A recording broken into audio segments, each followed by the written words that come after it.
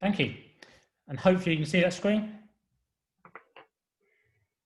Yes, I can see it. So I hope everyone. Brilliant. That's fine, because I can't see anyone else.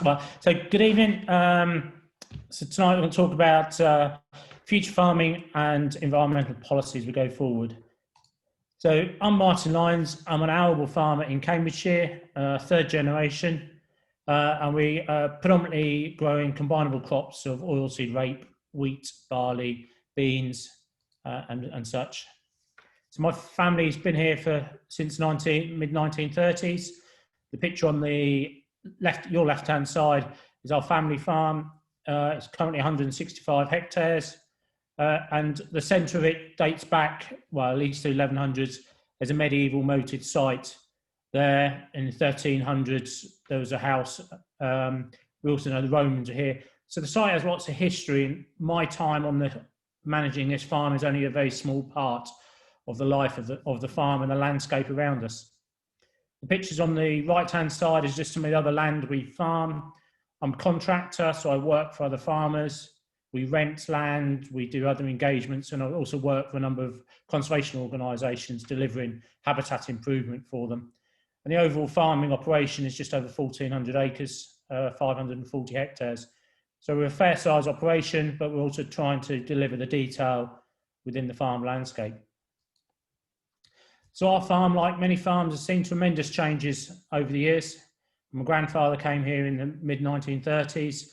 The steam engines weren't on the farm, but they were in the neighbourhood. The horse and plough were still here. Then the Second World War came along and mechanisation. The small tractors came in. And actually the focus during the war and many periods after the war was output and feeding the nation and food production. And the subsidy systems came in place and government policy that actually encouraged and incentivised farmers to take away a lot of that habitat, environmental features. Were paid and encouraged to take away hedges, fill in ditches. And many farmers are actually very good when they get given the signals. And they actually did very well at it. And like our farm and many other farms, huge amounts of hedgerow and ditches were filled in, and very little regard for many years for the biodiversity and the environmental piece of the landscape. It was always about promoting production and more output, and using the science and technology to do that as much as possible. So the focus has always been about what we can produce from our landscape. And as I say, the past was always about, in theory, producing as much food or as much commodity or output of what we could. And actually, much of what we do produce or have done, has had to be stored or had to be managed because we're very efficient in what we produce. And actually, much of what we produce isn't really food we can eat. It's a commodity, and it goes to feed animals or make energy or other products. The more I can understand my environment, my soil, the landscape, I can really recognise the true productivity that we can get from it and how we can balance that and be more sustainable and more profitable. Because I'm a business, I see myself as an asset manager now. I have an asset of natural capital, landscape, soils, sheds, buildings, yards, and it's about working with it to get the best return I can, but deliver it in an improving situation. We can't just stay sustainable because that's standing still with what we've got. And we all recognise we've lost so much wildlife and so much of our environmental benefits. We've got to put much of that back in place to make the system work. So I say I produce as much as I can, looking for the best margin for all the goods and services I can deliver. It's not just about the commodity or the food I produce. It's about the public goods, the public access, whatever the public wants me or the marketplace can allow me to do something that allows me to use my farmed asset in a positive way. So we can use a whole lot of data and GPS technology nowadays. The images on the right-hand side, in the centre of the right-hand side, sorry, your left-hand side, is the orangey and yellowy picture. And actually we can scan the soil, and we have a machine that goes up and down and can see all the different soil types within one field. We used to try and farm a field as a block, and now I can farm it within half a hectare or within a hectare area. So we can adjust a picture on the left-hand side with the different percentages. We can adjust where we plant the seeds. So where the soil is good, we can reduce the seed population, and where the soil is bad or not as good, we increase it. So we're using the same amount of seed on a field, but putting it in the different places. That gives us more uniformity and hopefully a better return. The image right on the left-hand side is where we can place nutrients, and we can place them wherever the crop needs it or the soil is deficient. On my right-hand side are the two fit pictures with the red areas in the green. They're the yield maps on my combine. So as we harvest a crop, we can collect data and understand the productivity of the land. Green is quite simple. We're having a very good return. It's usually a profit if we're lucky. The yellow bits are a bit iffy, and depending on the year and the price, depends what we get. But the red areas are usually the areas we're losing money on. They're the lowest yielding bits. Under the current, or just is about to finish, BPS, Common Agricultural Policy that we've been following, we were paid to within 10 centimetres of the outside boundary of what we drew. That incentivised many farmers to crop right to the very edge, and a bit more if they can, because they gained themselves a few extra pounds. And much of the incentive was to get as much under the basic payment system, and so it's in a croppable system or in a managed system to get that payment. But as we see, and many see, actually some of what we're farming, we're actually losing money by doing it. And thinking about, if I can't change my management to put that red area back into the green, what else can I do with it? Should I not be farming it? What other things I can get income revenue from? So say we use the GPS technology, and we use satellites and soil imagery and soil testing. And this is a phosphorus map. And you can see the two differences between the two maps, and they're 5 years apart. So our soils had all different kind of indices and levels within it. And as we can target that application, we can bring those indices up, and those dark greens and light blues are where we want to be. So we can actually still use artificial inputs to correct the mistakes and the depletions we've caused. But as we go forward, we've got to look at how we reduce or remove that phosphate, that mined nutrients that is not a renewable source, and actually take that out of our farm system, because it can't be there for the future, and particularly we're looking at the carbon footprint. This is one of the farms we rented. The owner of the farm told me it's some really good land. We can get lots of product from it, so we paid a really high rent. And as you see the image on the left, there's lots of reds and oranges. And using the data, it proved to me that actually that soil had been exhausted and been mined, and actually needed a lot more input put back in it. So I could explain to my landlord that actually the rent he wanted me to pay wasn't really justifiable. And you'll see on the right-hand side, we suddenly got a really dark blue bit. We actually started introducing manures, and particularly chicken manure. I had a free-range chicken farm built next to me, and we captured that. But we didn't know what exactly we're putting on. So actually those dark blues are too high a level, and we're really risking nutrient loss and running off the farm into watercourses, because we didn't understand and map what we had and where it went. We were sort of guessing at the size of the heap. So even now the muck spreader we use has GPS linkage, and so that knows where it is, but it also has weigh cells. So we know exactly how much product goes on the field, and we can target that delivery, because I don't want to waste any resource. Much of our focus now is improving our soil health. I very much focus on the free gifts of nature that nature can give us, that productivity, that sunlight, the water, our soil health. And if we work with it, we can actually get a better, more stable financial return. The picture right in the top left is that pile of green waste. So the products you put in your recycling bin, your food waste bin, as many councils collect it now, take it to these sites to be composted, and then we can buy it back on to bring it onto the farm to build up our organic levels and the carbon storage capacity within our soils. The downside is, as you see by the bottom left-hand picture, it's absolutely stuffed full of plastic, rubbish, metal, wood, stone.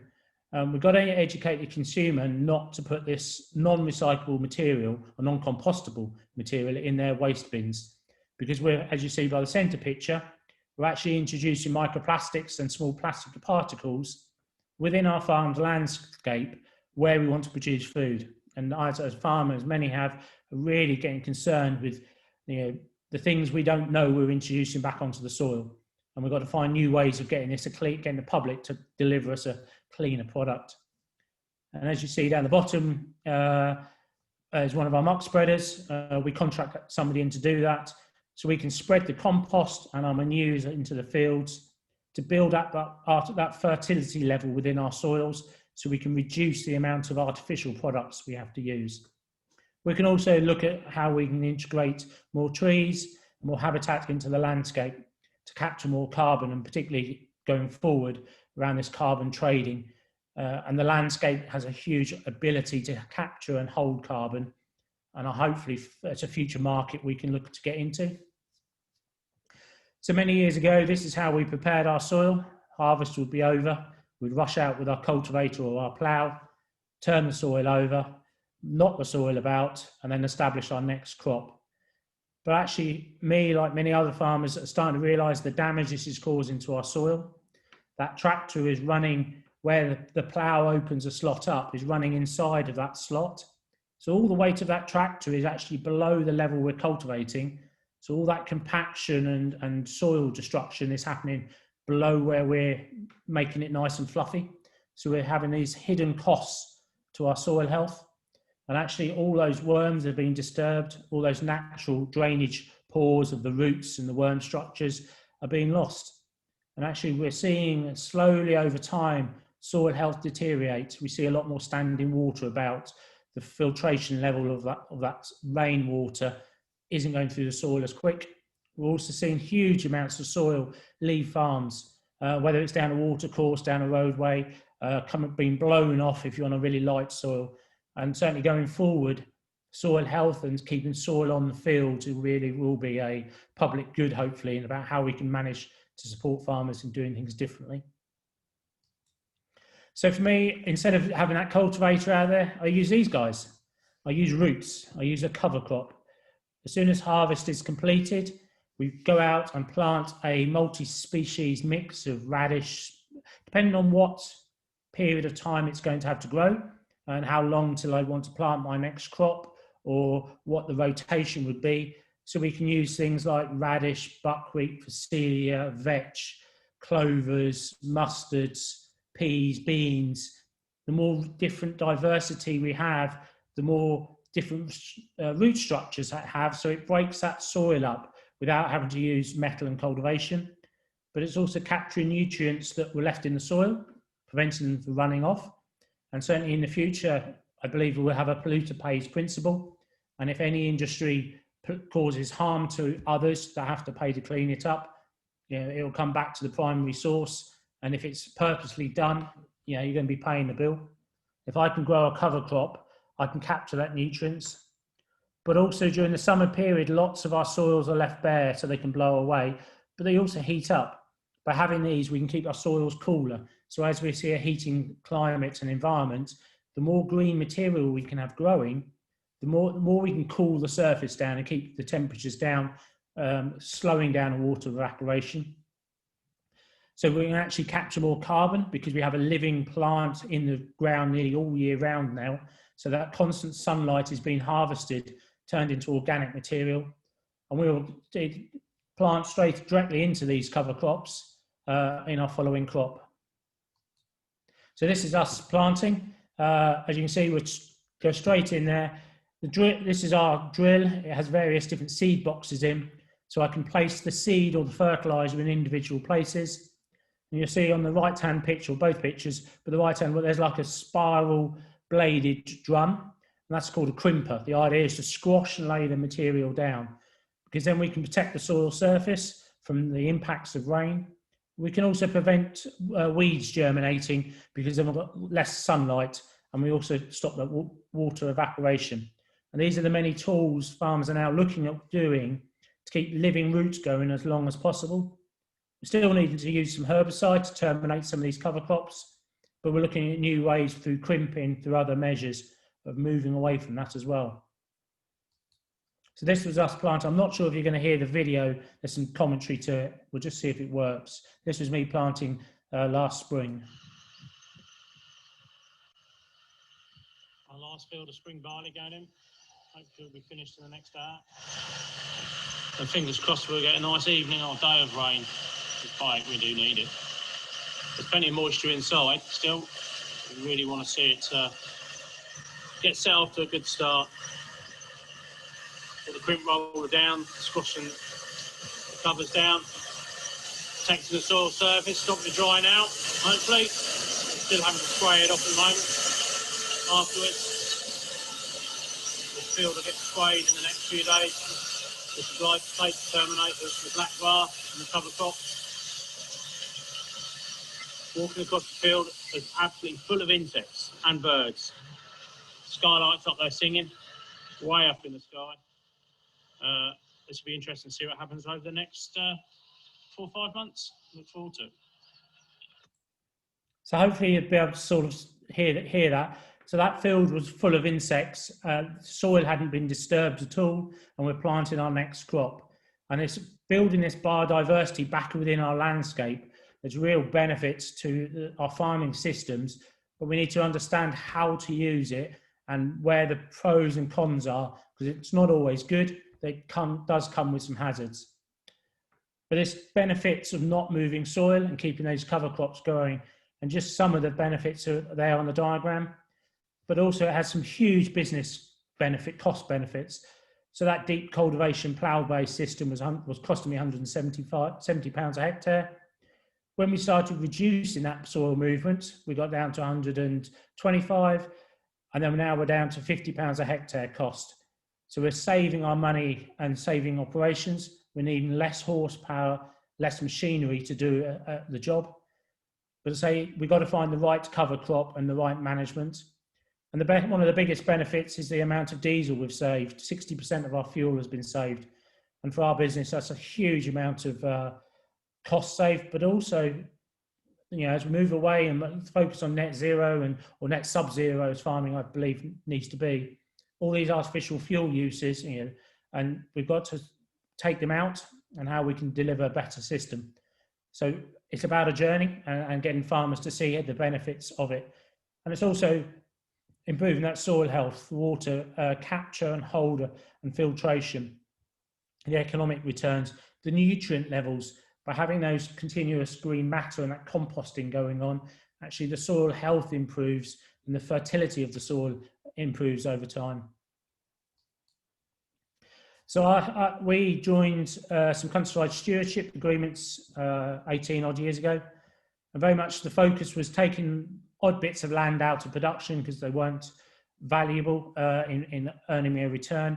But also we had a lot of legislation that tells me I shouldn't spray near watercourses and other areas, so we shouldn't be using those products. So the simplest thing was just to put a grass buffer zone around the outside of the fields near a watercourse. We also put a whole range of, I think it was 4.5, 5 kilometres of new hedgerow in. Much of it that my father had been paid to take away, and he found it quite amusing that I was getting paid to put most of it back in. But that's like a vertical flower margin. That's full of diversity.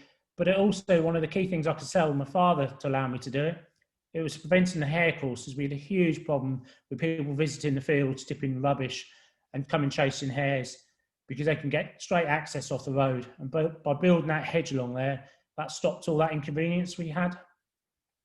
The pictures we have on the right-hand side of those brown little marks, as we entered the later schemes, we squared our fields off to fit our machinery widths and actually make the job more efficient. So we avoided overlaps where we're double dosing with fertilizers and pesticides and seeds and cultivations. So we actually reduced our overall costs because we made our inputs more efficient, but actually saw an increase in yield because we took many of those lesser yielding areas out of the system. And actually you can see running right through my farm, we have watercourses and we've widened and straightened the edges.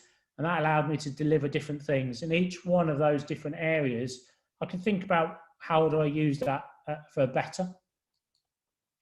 This is one of the farms we rent, and you can just see the different areas. So the shaded side of the wood, the image on the left, where it's yellow, we can do, the wheat never yielded great, so we deliver a birdseed mix. Up in the picture on the left is the purple, and actually it's right near the village, and they converted a barn on that farm for weddings. So we converted the small corner of that field into a flower enhanced area and a pollen and nectar. So that biodiversity and that really prettiness was there. And actually the public can see it because it's the public paying me to deliver this. So I want to demonstrate to the public of the good we're delivering. So it's not just about the crop yields. I also started to focus around how do we understand the wildlife. As a farmer, I was supported and taught how to produce more crops, how to look after animals better. Very little understanding of the biodiversity on the farm and what we can do. So we had some bird counts done through the RSPB voluntary thing, and actually highlighted we had a whole number of red and amber listed species. So really, these people coming to do the counts got really excited by seeing the birds that I was seeing every day. I thought they were just normal.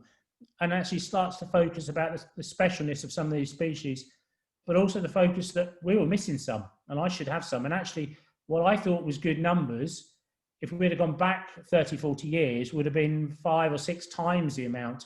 We've become normalised to what we've seen as a farmer. So we champion, we've got skylarks, but we've only got a few where we should have heaps more. I got asked to host a BioBlitz in 2018, then found out Chris Packham was hosting it and would be visiting the farm. So I was a bit cautious about it because I thought Chris Packham's not always the farmer's best friend. Lots of things on social media about his campaigns, and he's not always champion farming. So I thought this is going to be interesting. I'm not an organic farm, so we'll see how this goes. And actually we had people on site for 24 hours counting moths, butterflies, bugs, water life. I found it absolutely fascinating, the stuff they'd come back with.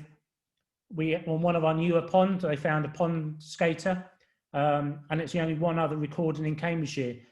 And it starts really making me realise the small differences I can make as a farmer, land manager, to this biodiversity.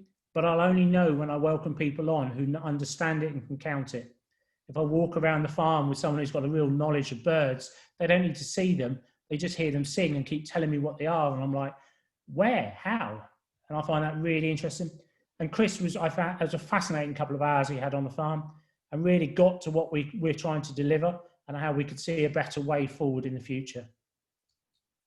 So it wasn't just about the outside of the fields, it's about the middle as well.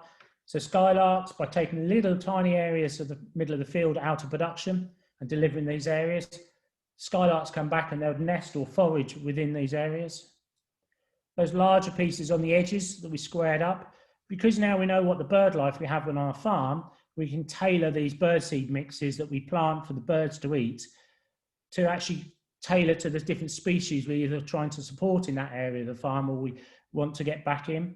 And we always put a pollinating element in because many birds want an insect before they want a seed, so we can actually deliver them all. And this, the more we can help farmers understand of the cycle of life for the wildlife and what they can deliver, the better.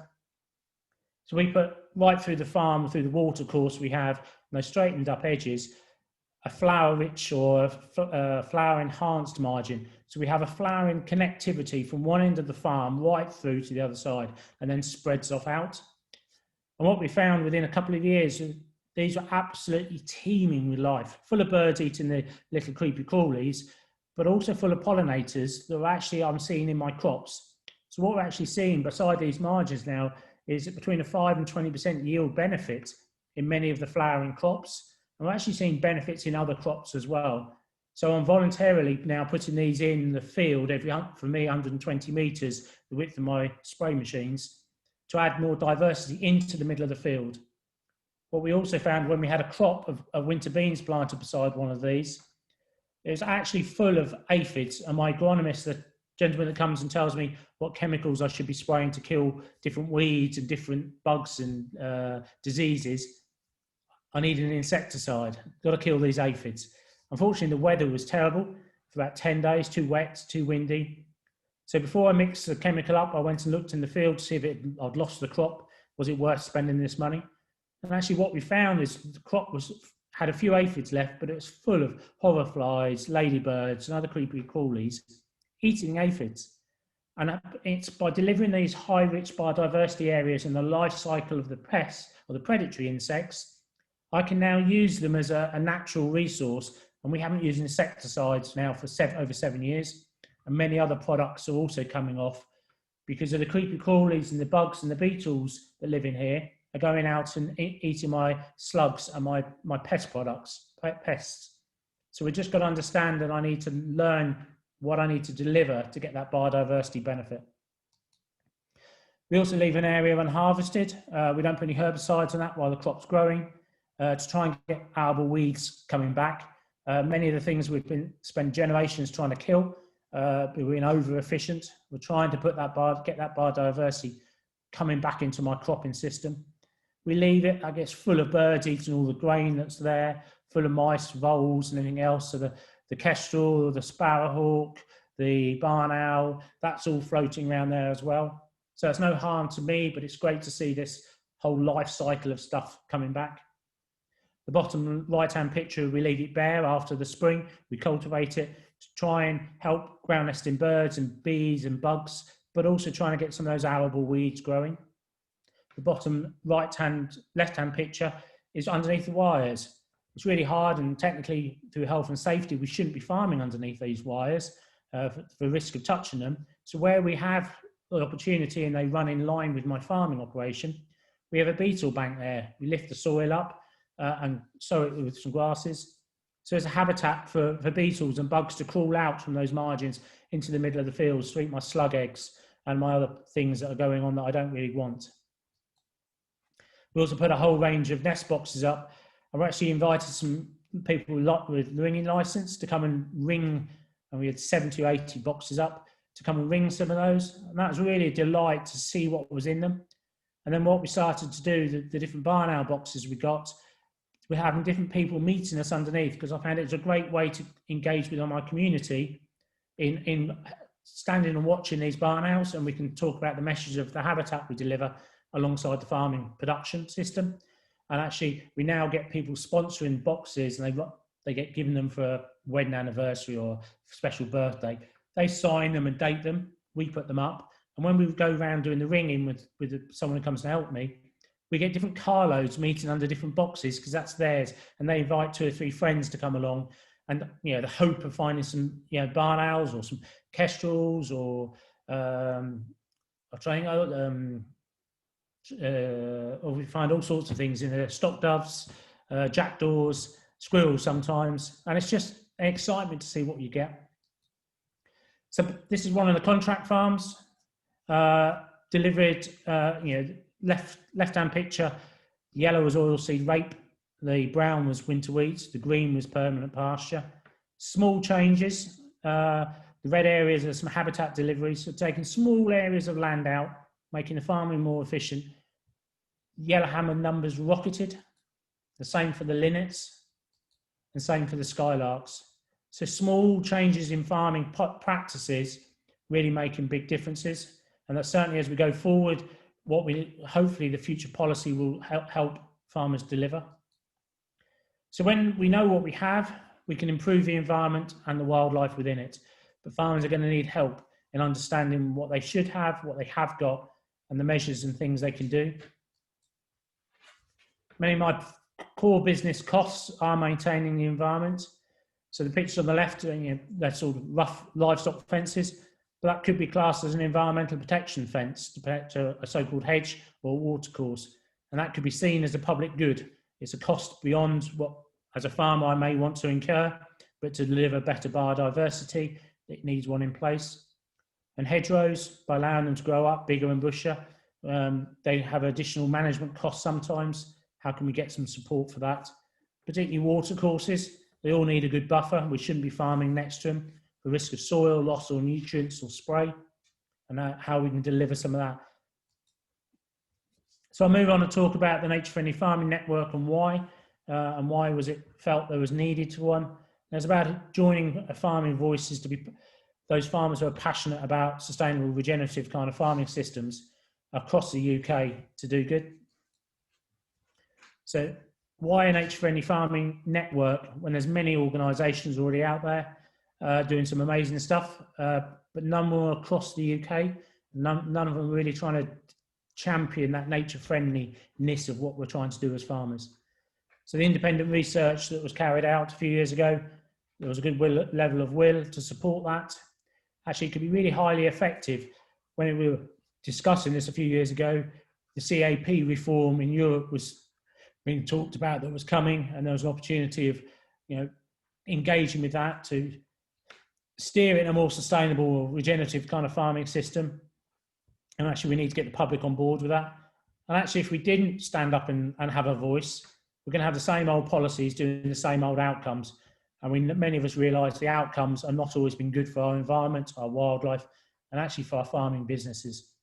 And by having a voice and doing things together, we can learn, share more, and secure better direction, change of direction.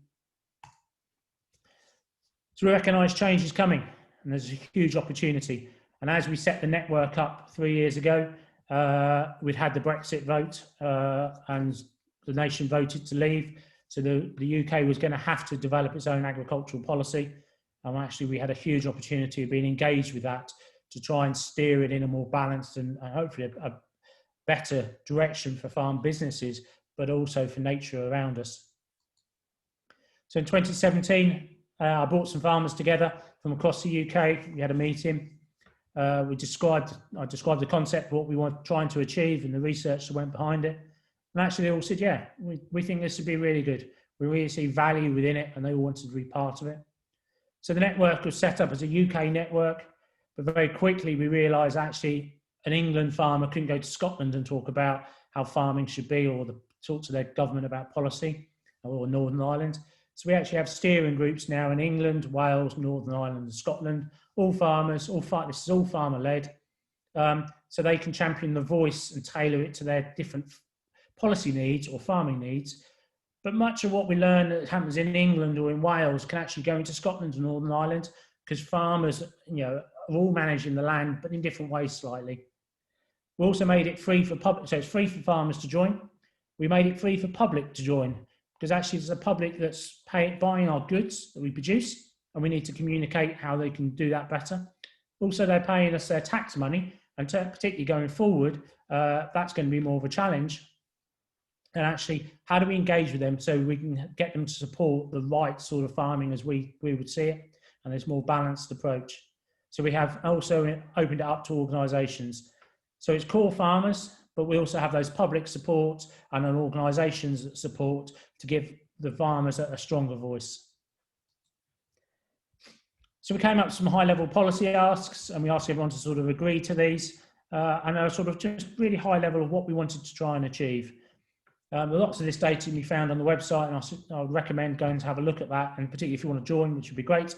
I say it's free, but actually we need to return and restore a lot of the problems that our farming system has been causing, much of it through policy direction or supply chain.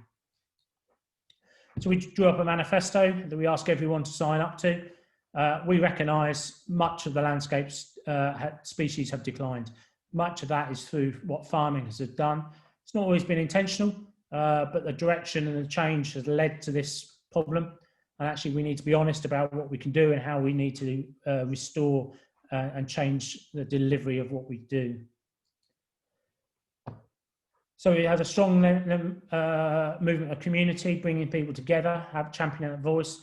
And many of the farmers felt they didn't have a voice within other stakeholders because it didn't meet what they felt around this caring for the landscape. And actually, by having the network, it's allowed them to stand up and be proud of what they are. And actually, we're seeing more farmers now talking about the landscape management they do alongside their farming operation. And actually, we've got to be profitable. We've got to be able to sustain a farming business.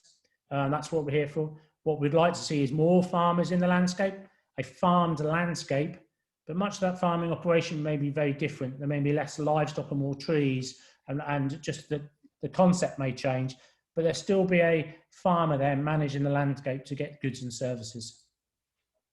So we've got to transfer some knowledge, improve our environmental and social benefits, demonstrate to decision makers, to policy makers, to other organisations and to public what nature-friendly farming can do, are doing, and how do we get support through government, but also through supply chains. Because until we can get the consumer to recognise and change what they do, that's the really tricky point. The focus has always been about cheap food, but that's had a huge cost to our environment. I'm committed to securing better policies and practices, and to try and stop some of the damaging practices and policies that are happening. And how can we sort of fade them out and help change for a better way?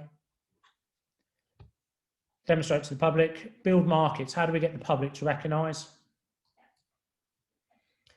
So we know, and we've got many farmers across the UK that actually are really delivering for biodiversity and nature, and having that connectivity. And how do we have our landscape joined back up again? We don't want just islands of great farmers and distance of, with not much in between. How do we have that connectivity and get many farmers as possible to delivering as much as they can and getting the public support in doing that? So the network was supported by a whole range of organisations. I think we have 136 currently signed up to support. Some we work very closely with, and we can ask them questions about some of their policies and support our thinking. Some we just get support from, and many other organisations that also want to engage and support. And if they want to have a local nature-friendly farmer they want to go and visit or go and talk to, we can put them in touch with that. So the network's been extremely busy the last few years, reaching, we've been very quickly welcomed by the government and by stakeholders, or by the policy makers. Some stakeholders aren't so engaging with us, especially some of the farming organisations, but they're getting better. And actually, they want the policymakers and the governments of all parties wanted to hear from the network around what farmers could do and what we can deliver. So we had some we still are having great opportunity in Westminster and all parliaments across the UK. There's a lot more Zooms at the moment, but hopefully we can get back to getting involved in those meetings and seeing people. We've met many of the ministers and politicians, the top writers up in Scotland and their environmental minister. So each of their steering groups are getting engaged with that policy development and steering government directions from across the devolved regions, hopefully in a more sustainable way.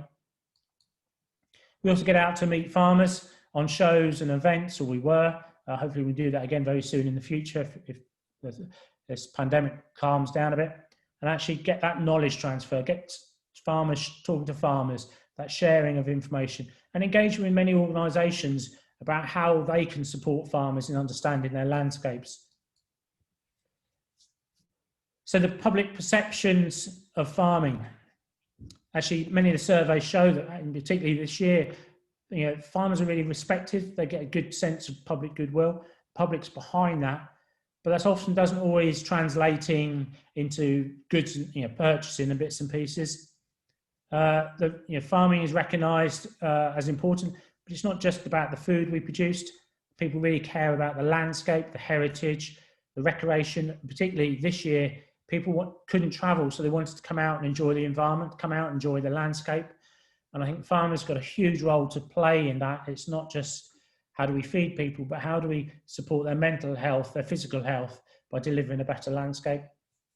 And actually, certainly now, as we transition out of the EU, and we have a UK policy and devolved governments, that financial aid is generally supported, but it's not open-ended. And certainly in the future, we're going to be up against the social services, NHS, teachers, all the other services that are calling on public purse. And as farmers, we've got to demonstrate what we can deliver and how we make it better for everybody. And how do we fit into government infrastructure where we have more shorter supply chains and procurement and that public access, and getting people involved with the landscape and their food, and how farmers can deliver that. So the public think about the food, and we know they care about it. Many of the surveys, they really care about it and the impact their food choices have. But actually, when they come to go shopping and they walk down the supermarket aisle, their choice is very limited, and actually they choose much on price, not on label. There's many labels already out there, the Organic, Rainforest Alliance and other things, but it's how do we get them to consider seasonal and locally, and that's going to be really more important in the future. And actually we hear from many public that they can't identify food that's come from wildlife-friendly farms, or from habitat or landscape that's good. I don't worry about what people want to eat, whether that's a meat diet, a vegetable diet, or avocados every day. But what we do care about, I need you to understand the footprint your food choices have on our environment, on our landscape. and then how that farmer can manage to deliver that in a better way. And that food goes back to the landscape and rewards the farmer for delivering it. So it's making a better circular economy.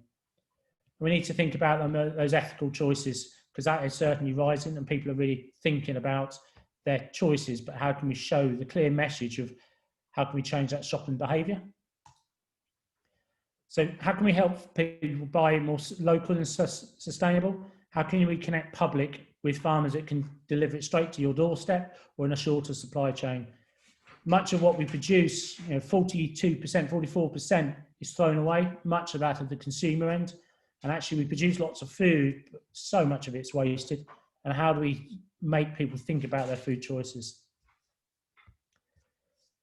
So DEFRA, as a UK government, have done the Agriculture Act now. It was a bill, been through Parliament for the last 2 years, back and forth. But it's now on the statute book, it's had royal assent. But that only sets the framework of how agriculture is going to work. This is like the scaffolding around the building. And over the next few years, we're actually going to build the building inside and then put the furnishings in. And how will it all work together? We currently have the environmental bill going through Parliament, through House of Lords, and that will set the structure of what our landscape will look like in the environmental rules. But this is also all goes back to what our trade arrangements will be in the future, because much of our food that we produce in the UK is of a relatively good standard, but much of what we import is produced in a way that with products that we're not allowed to use in the UK, or animal welfare methods that we're not allowed. But we currently import much of that product. And actually, how do we have regulation in the future that discourages that import and imports, and how do we have a global trading economy on those higher standards so we can support other nations raising their standards? And that's really going to be key within the trade bill and hopefully future amendments we can land. And it's really hard to get this government to think how they can have a global responsibility and improve other environments, not just the UK, through that. So all farmers are going to have to start thinking about the environmental land management plans. How does their farm fit in within the wider catchment, within the water catchment or within the largest landscape?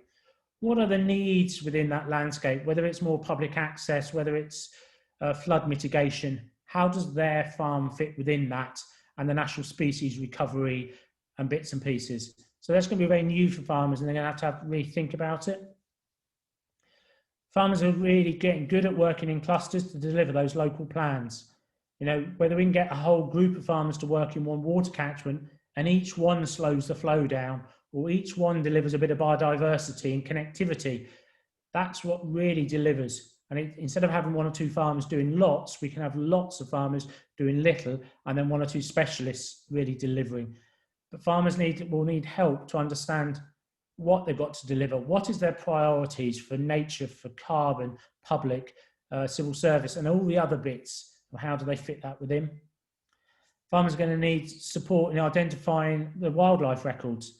Many farmers think they've got really good bird numbers and biodiversity, but it's only when they really get people on farm to count and support it. Many farmers have been, we mustn't have people on farm, it's sort of get off my land kind of image.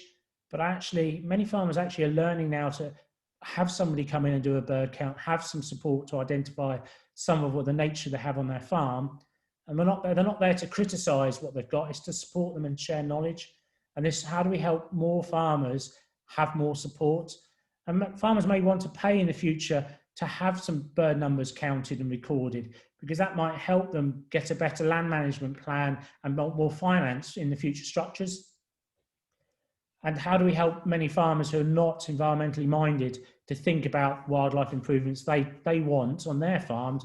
And how do we give pride in them delivering them and change this mindset that's not just about increasing production and farming to the edge, but balancing that off? And certainly within the future government structure, and I'll talk about it in a minute, what's coming, that's really is going to be a step change for many farmers. And it's about those management plans, and farmers are going to need they're going to need a lot of support. There's a lot of change coming. So what does the future hold for farmers? Public money for public goods and public support. This government has enacted that future public money coming to farmers will be public money for public goods. And there's 6 key actions of cleaner water, cleaner air, biodiversity delivery. And actually, a few weeks ago, they announced what the transition will look like, and their current BPS payments will be phased out over the next 7 years. And in 2024, a new system of ELM, environmental land management options and schemes, will get rolled out. But there are many farmers are really feeling worried about what the bit of transition is going to look like. If payments are being taken away, what other income streams and what can I do to get more income coming back onto the farm? We have many organisations, conservation organisations, animal welfare, dietary choice groups and other groups talking about what farmers need to do with their landscape, what farmers they shouldn't have livestock, shouldn't have any red meat production going on because of climate or this or that. But actually, we need livestock in a system for soil health benefits, for environmental delivery, but we've got to get the right system in the right place. I think some of the biggest challenges farmers are going to be up against is our climate change and our wildlife extinction. If we continue to lose the biodiversity at the pace we are, where are those pollinators and those predatory insects going to be in the future? If we continue to see, as I think we will, the dramatic change in our climate and weather patterns, how as a farmer, how am I going to manage to harvest my crops, get my next crop planted with those more and more extreme rain events and heat and winds and whatever's coming? I've got to keep managing my farm, hopefully to produce some food to feed the nation and more, but also deliver other things. And that's becoming an increasing challenge, particularly the last couple of seasons. We go from extreme heat and dry to extreme rainfall events. And that's really hard for our crops to manage it, our environmental and our soils to manage it, but me as a farmer. And we've heard the announcement of the ELM, Environmental Land Management Scheme, or land management. So that's going to be in 3 tiers. The first part will be a sustainable farming initiative or reward, and that'll be about actions farmers can take about less cultivation, cover crops, soil improvements, biodiversity delivery, hedge management, and a whole range of different things. And they'll be tiered in sort of a basic, an intermediate and a high level, and the farmer can choose how much he wants to do and the reward will be differently. The second middle tier, or the second option, will be local nature recovery. And that's where they're going to try and incentivize farmers and other groups working together. And that won't be just reward for farmers. Anybody can get the public money. So it's about bringing bodies together to have a local plan of delivery and having as many stakeholders and farmers involved. And then there's going to be the national priority landscape recovery. So that re-wet the fen, the bog, planting mass areas of trees, and having large landscape delivery targets delivered. So we'll have 3 different layers, and land managers and farmers can hopefully get reward in the future. But the higher we go up the levels, the more we have that community engagement and other stakeholders. We're going to have lots of challenges around land use and what the bits will be, particularly around tree. Everyone's focused on tree, and it's got to be the right tree in the right place. We mustn't lose biodiversity just for the race to plant trees. There's many places we don't want more trees. There's lots of talking about environmental net gain. Well, if we have construction or infrastructure put in place, they've got to, they've got to deliver additionality to what they're taking away. And many farmers could do that. We could, if an area chops some trees down, the neighbouring farmers could turn around and say, we will put those trees on our farm, but the payment will be this. Because there's no point chopping some down and putting trees right beside a highway, because actually there's some benefit, but actually the biodiversity won't want to be near the highway or that built up area. It's better to get it in the wider landscape. And there's options of green bonds and natural capital trading. And I think there's going to be a huge opportunity of future carbon trading, but we need to have a robust and an honest way of trading it. So we have new opportunities for farmers to look at new income streams and how they fit that within their farming operation. And as I said earlier, a lot of the future threats will be around our trading arrangements. And we really hope these politicians will step up and hopefully put some protection in place, that we actually protect our farming and our environment in this country, but also our global footprint in our trading operations. What we don't want to see is high standards here, many farmers actually stop farming because they cannot deliver that cost price point, but actually we just import the cheapest chicken or commodity because we don't care what effect it's having on the environment around. So there's some huge opportunities to steer the government and ministers and other governments around the UK to deliver the right outcomes. And how do they set out the plan and the transition that's going to need to be put into place to help farmers transition? There's some that are going to do it very quickly, but some are going to need an awful lot of support and nudges, and we need clear regulation of what society expects their land to look like, and as land managers what we should deliver. That if we cause harm to something, a polluter pays principle, but also we need that stick to say you've got to deliver better, and we can have that public funds of those carrots about if you do better, here's some reward. And it's not just for farmers, it's other land managers as well. So we need that really strong regulated baseline and enforcement going forward. So when farmers understand the natural capacity of their landscape, I'll put livestock in there because I just believe it's a key role, but it's the right livestock, the same as a tree, in the right place, doing the right thing. We've welcomed livestock back on our farm. We haven't seen them for 20 odd years, to eat my cover crops, to fertilise my soil, to get that bacteria and biology working. But how do we have livestock in the right system and value the produce that produces, but the ecosystem it delivers? So what can you do to help? And I always throw this back to the audience to say, what are you going to do to make a difference? How are you going to support farmers or support options that make a difference?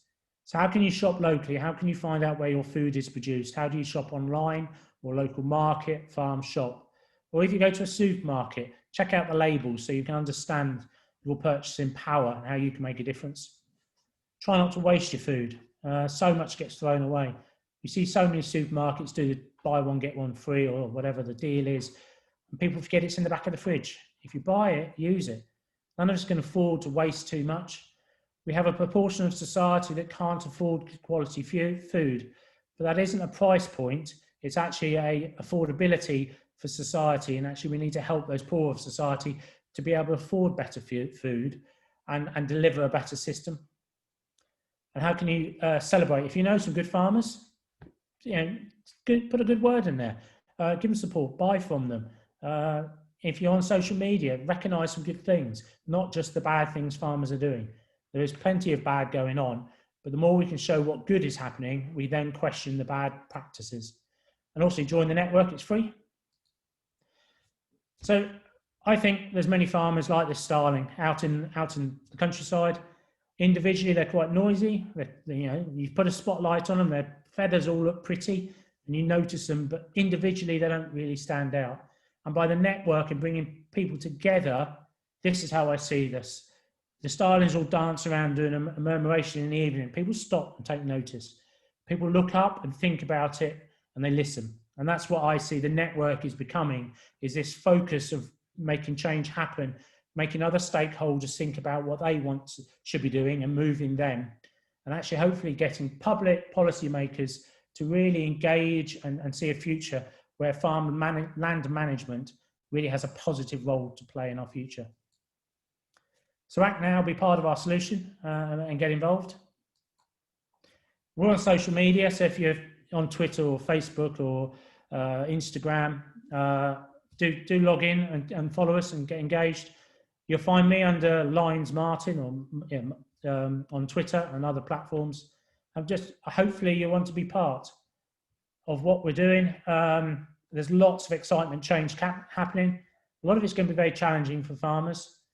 But this new land management plan, the new environmental bill that's coming, we haven't got the detail yet, but we're seeing the framework of what's coming. And actually, if we can stitch it together so it works, I really see we can see a landscape bursting with biodiversity, productivity, and lots of produce being produced, and a lot healthier produce, hopefully, in the future.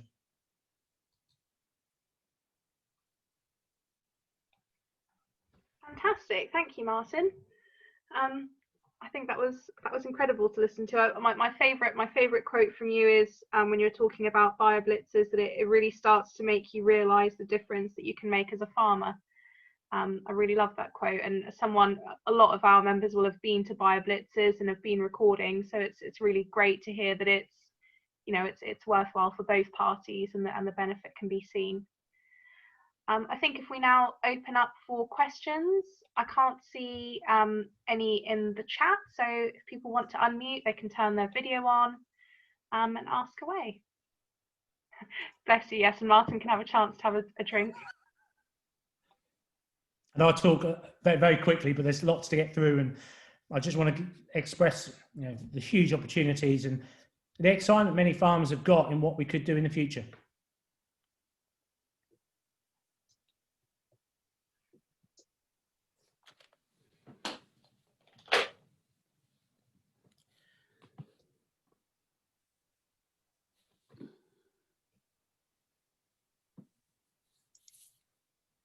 So, yeah, there's a hand.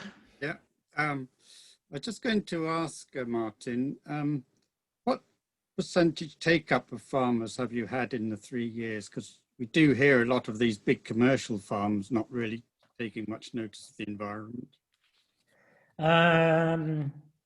Well, we've got 1,800 odd farmers at the moment, so it's a small percentage of farmers. What we found is, because it's free, people forget to join. Nobody's chasing them for membership, so we've purposely not made it a price, because we want just people to join the movement. But what we are seeing, the policy's changing, the language from government is changing, and there's farmers who don't always want to engage or very much focused on production are thinking about how they're got to transition and change. So they are coming on board. This last 6 months, we've been approached by many organisations that a year ago didn't want to have anything to do with us. And all of a sudden, they're starting to engage and ask questions and want us to come and, you know, one of our farmers to go and talk on a panel. So I think it's changing. They just need more help. I see farmers in like 3 groups. You've got a group that's doing some amazing stuff. You've got a huge lump in the middle that have done some stuff, but a bit hesitant, don't always understand it, but they're good guys. And you've got a small percentage on the other side that's quite noisy and not always doing the best things, but I choose not to engage too much with them because they suck your energy. And actually engage with the mass and the ones at the front. As we move them, the ones at the bottom suddenly realise, or the end, they're being left out. When they do suddenly wake up, they leap right to the front because they're just so focused about the delivery. And that's what we're starting to see happen. They're starting to suddenly think, actually, something's happening. Actually, they're going to get more money than us. And actually, how, you know, if we're going to think about how food is produced and the inputs that happen to that, my system may not get that reward in the future. And how can we change that? So a lot of it's going to be around how the public chooses to use their purchasing power and reward farmers in that way, as well as the public money. Thank you. I thought perhaps once your movement got going, other people would see they would have to catch up. Yeah, great. Thank you.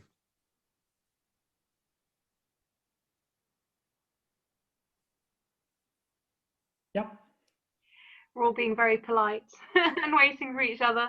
I picked up on a bit earlier on, you were talking about obviously food waste and what the public are putting into their food waste bins. And I just wondered, obviously, you know, you've got microplastics from tea bags, you've got people chucking in wood and other bits.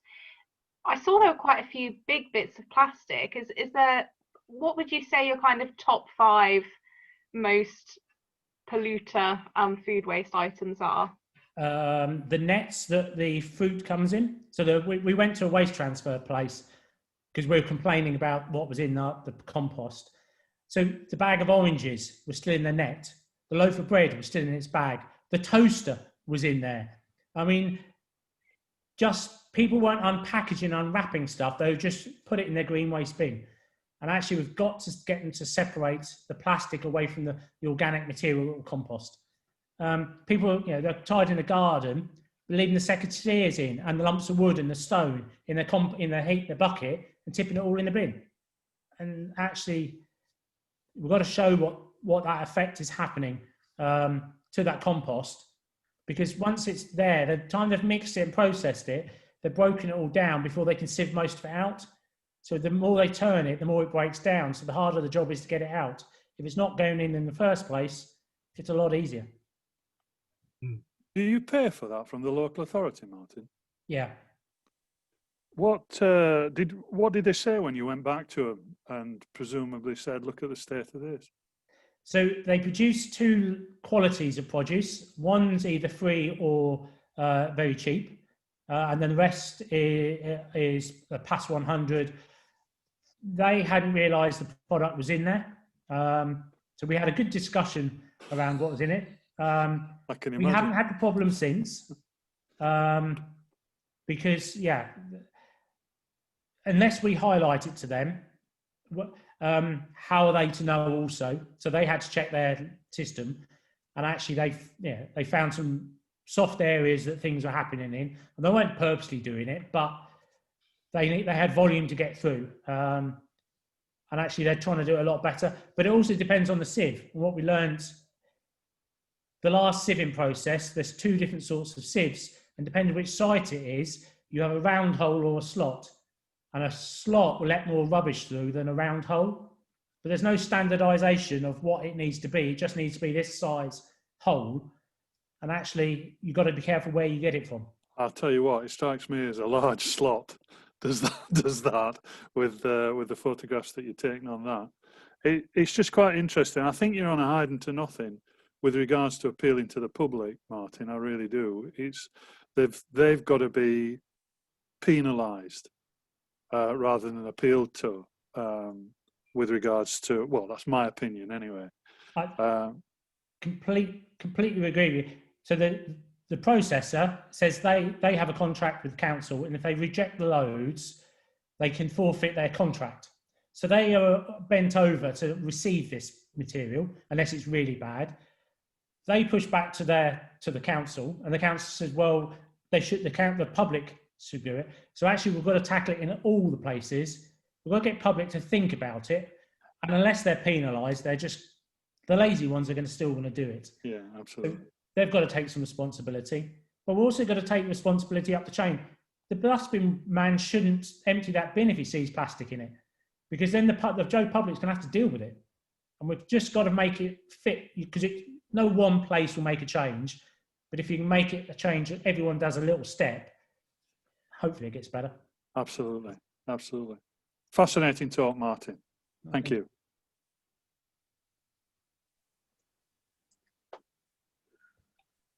Yeah. I was just wondering, is there sort of minimum size for a farm holding to make it viable as a nature-friendly farm? You can do it from a tiny one to a huge one, can you? Yep. So we've got members who've got an acre. They have 30 people working on the farm. I was talking to someone this week. They've got a community holding, and they produce food for the community, a co-farm. They've used 0.6 of an acre. They've generated £30,000 worth of food produce from that. And they've got 6 acres to use in the future. So imagine the volume of what they can do. So size isn't everything. And actually, quite often, the bigger you get, the lazier you become, because your machinery doesn't fit in corners. It doesn't fit within the shape of the fields, and you rush things. So actually, the scale is probably in the wrong way. You become more efficient, and your costs come down, so you're running your machinery, but you're not always farming the whole area as good as you can. And that's where we can use some of the technology as well. So yeah, we've got members who've got an acre, and we've got some 20, 30,000 acres, and everything in between. Organic, conventional, because it's not about which your organic, livestock, arable. It's about a system you put in place to balance off your use of the landscape and all what you need to deliver. Thank you. That's really encouraging. Yes. And I think in the future, we've really got to bring food production back to society. Until we connect people with their food and the impact it has. And if we think in 20 years' time, most of the fens are going to get flooded. Water's going to come up. So how are we going to defend that? But also, moving of that organic material, the peat, is emitting huge amounts of carbon. So that veg production system, where on earth is that going to happen? That's got to be redistributed around the country, locally to source, to get the labour people to come and pick and process it. So I think there's some good opportunities. Then how do we fit that supply chain together, particularly councils and authorities and businesses? So if it's produced locally, how do we get it into the schools, the hospitals, and join things together with people? Yes. Have you had much in the way of, because I know in Peterborough there's been a kind of mass conversion to miscanthus or elephant grass as a crop, just to get a bit more profit than cereal. It's obviously less to maintain, less to plough. Have you come across that as an issue with many East Anglian farmers, that they're kind of throwing the towel in and going for biofuel crops instead? Yes, the subsidy system for bioenergy was set up quite wrong. The original system was set up to use food waste and other waste products to produce energy. Then it was set up that many are using maize production, maize and ryegrass. So some of our most fertile soils are growing maize for anaerobic digestion. It isn't producing food, but actually the harvest of that maize is late in the season and it's destroying the soil. But the contractors, they don't worry, they've just got to get this crop in.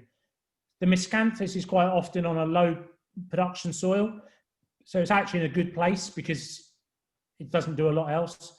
We're seeing many places getting covered in solar panels.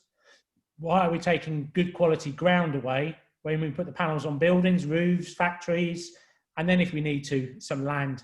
So yeah, there's a commercialised element to this renewable energy that isn't always having the best effect on the landscape.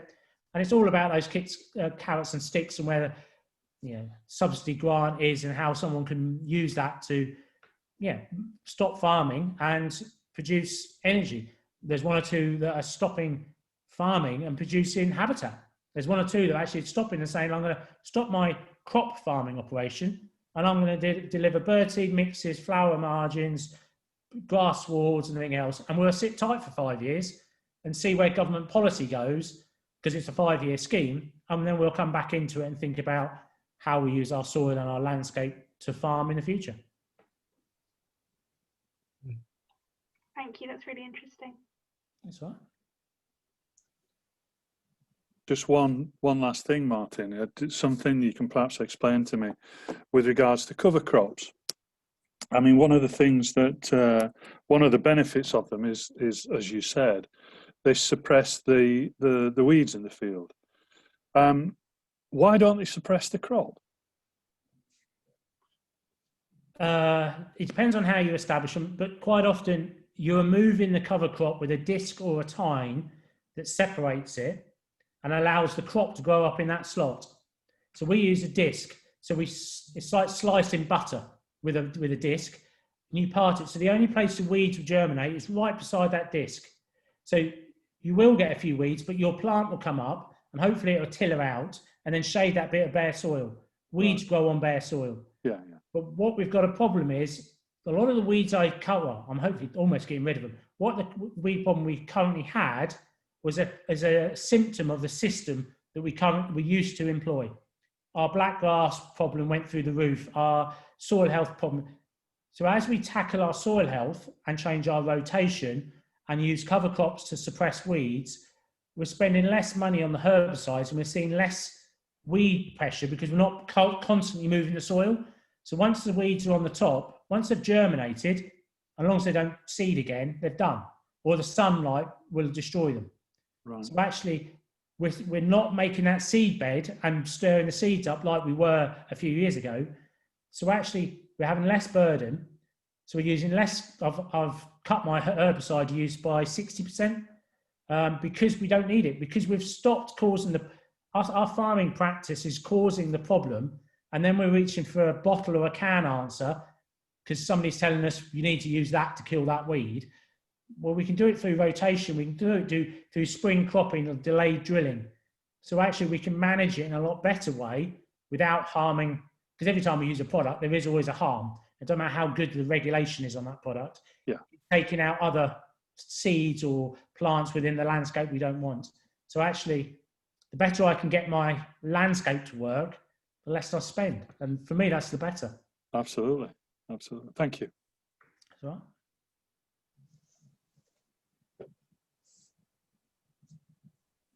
Yep. Sorry, I'm a mine of questions. I'll probably have to email you a bunch later, No, Mark. that's fine. I love it. Just on the recording, obviously you said that farmers are going to need a lot more support recording, and I wondered if that sort of goes into the wider, almost, you know, you've got a lot of very pretty maps there that I'm sure were done with aerial surveying. I was wondering if you've had much engagement with universities to kind of get students on board to help with that recording or land surveying. Yeah, so I've talked to a number of university students, colleges. That's something that's got to be done, and it's not just the recording, but it's also the farmer mindset. We've got to get into the land-based approach as well, and get people to think about how they could do recording, just of the basic level, and then bring in support. But also that a lot of it now can be done through Ordnance Survey, through other bits, that we can get some of these mapping operations to come together.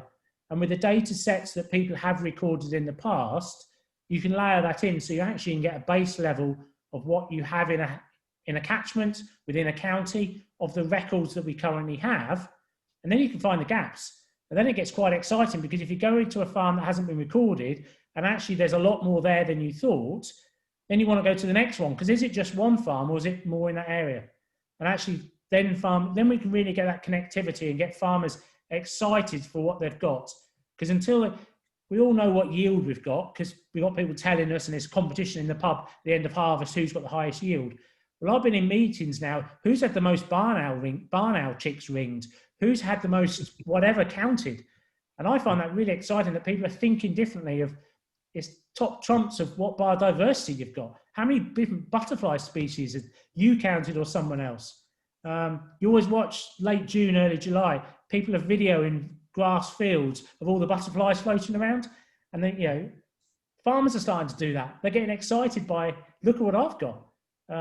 It's not everybody, but they're starting to change, and people are taking notice of what's there and thinking about how they deliver something, or their farming operation has an effect. Very healthy competition, I think, always. It's one that the recording community always has as well. So no, I think that's absolutely fantastic. Thank you. And many farmers haven't realised that.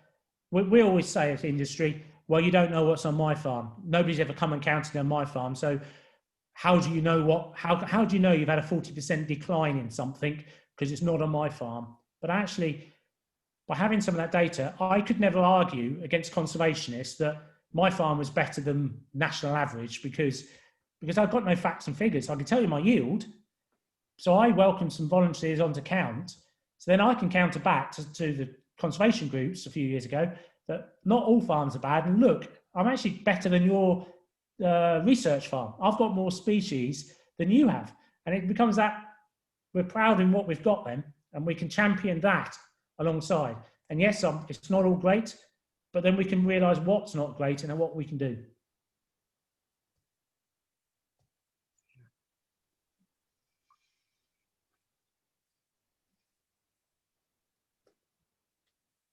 Can't see any more burning questions. Can't see any more hands popping up.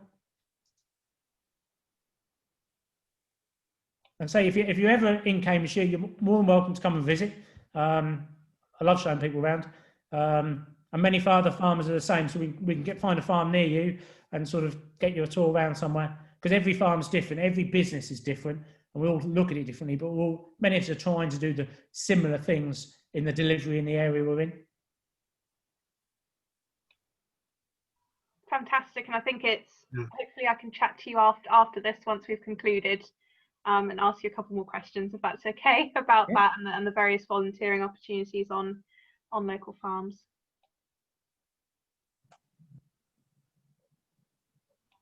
Did we have any other questions? No, got some shaking heads. I just wanted to say, Martin, that was an absolutely fascinating talk, really worthwhile. It's going to make a great addition to our website as well. I'm sure lots of the members will like to see that. And we'd better make sure that we tweet out to yourself and obviously NFN to make sure that it's on there as well. I'm going to end the recording, and then those that would like to stay and perhaps ask some other questions, you're more than welcome to. I know I will be.